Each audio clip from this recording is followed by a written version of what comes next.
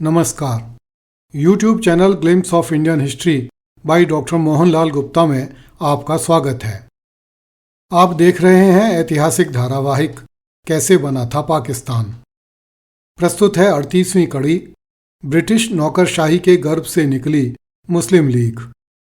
पिछली कड़ियों में हमने देखा कि ईस्वी 1906 में भारत के वायसराय एवं गवर्नर जनरल लॉर्ड मिंटो ने अलीगढ़ मुस्लिम कॉलेज के प्रिंसिपल आर्कीबाल्ड के माध्यम से मुसलमानों के एक प्रतिनिधि मंडल को मिलने के लिए शिमला में बुलवाया तथा उनसे मुसलमानों के लिए कुछ विशेष सुविधाओं की मांग वाला एक ज्ञापन पत्र तैयार करवाया। इस ज्ञापन पत्र के माध्यम से मुसलमानों ने ब्रिटिश भारतीय प्रांतों की विधान परिषदों एवं नगरपालिका बोर्डों आदि संस्थाओं में मुसलमानों के लिए विशेष आरक्षण तथा विशेष सुविधाओं की मांग की। लॉर्ड मिंटो ने मुसलमानों को वचन दिया कि समय आने पर ब्रिटिश सरकार मुसलमानों की सभी मांगों को स्वीकार कर लेगी। लॉर्ड मिंटो ने मुस्लिम नेताओं से कहा कि वे अपने लिए कांग्रेस से अलग किसी राजनीतिक संस्था का निर्माण करें। 30 दिसंबर 1906 को ढाका के नवाब सलीमुल्लाह खां के निमंत्रण पर ढाका में अलीगढ़ की मोहम्मडन एजुकेशनल कॉन्फ्रेंस की वार्षिक सभा आयोजित की गई।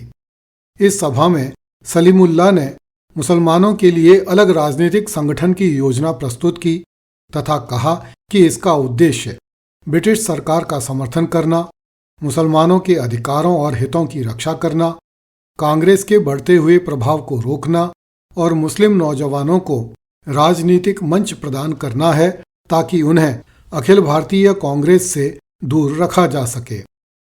नवाब सलीमुल्लाह ने इस संस्था का नाम मुस्लिम ऑल इंडिया कॉन्फेडरेसी सुझाया। इस प्रस्ताव को उसी दिन स्वीकार कर लिया गया। इस प्रकार 30 दिसंबर 1906 को अखिल भारतीय मुस्लिम संगठन अस्तित्व में आया, जिसका नाम ऑल इंडिया मुस्लिम लीग रखा गया। नवाब विकुर उल मुल्क को इसका सभापति चुना गया।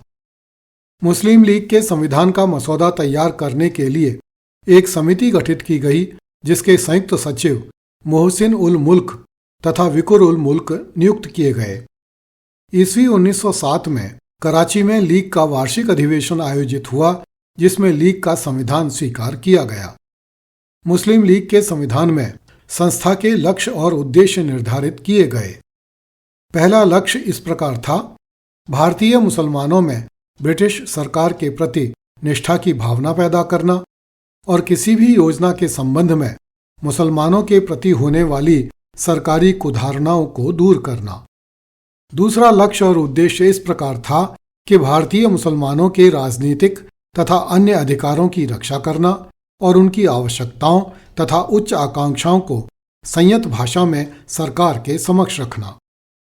तीसरा लक्ष्य इस प्रकार बताया गया कि जहां तक हो सके उक्त उद्देश्यों को हानि पहुंचाए बिना मुसलमानों तथा भारत के अन्य समाजों में मित्रतापूर्ण भावना उत्पन्न करना। मुस्लिम लीग के संविधान में स्थायी अध्यक्ष की व्यवस्था की गई और खोजा संप्रदाय के धार्मिक नेता प्रिंस आगा खां को मुस्लिम लीग का पहला अध्यक्ष बनाया गया। सर आगा खां के पास पहले से ही इतने काम थे कि उन्हें लीग के अध्यक्ष के कार्यालय का दैनिक कार्य देखने का समय नहीं था।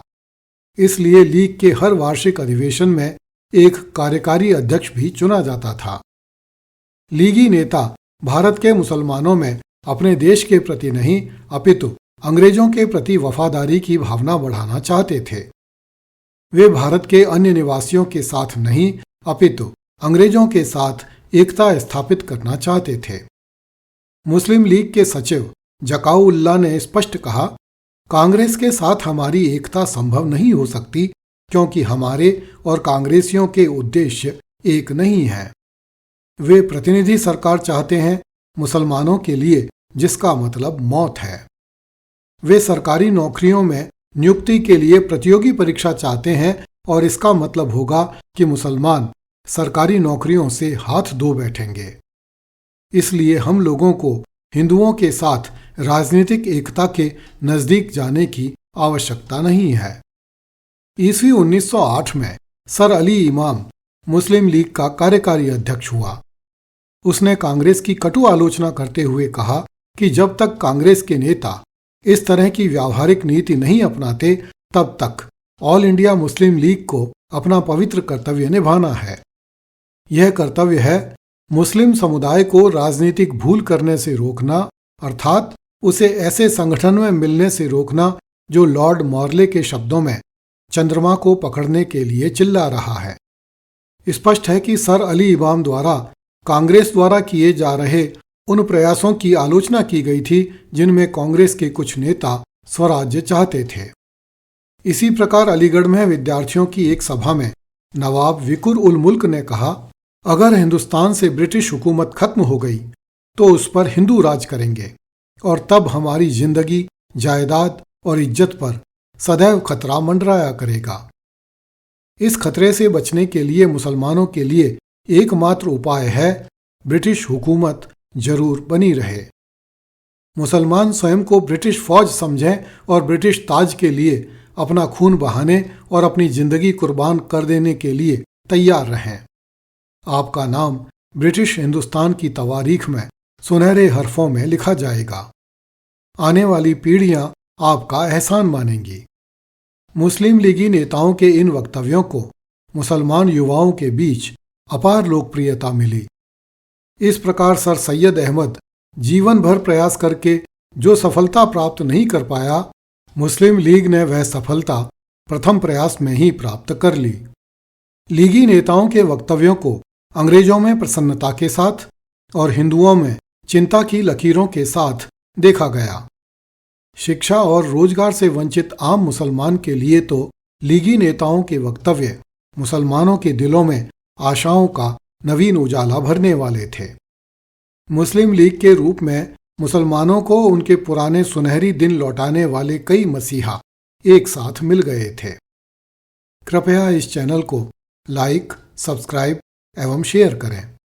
अगली कड़ी में देखिए, अंग्रेजों ने पुलिस में मुसलमानों को भर लिया। धन्यवाद।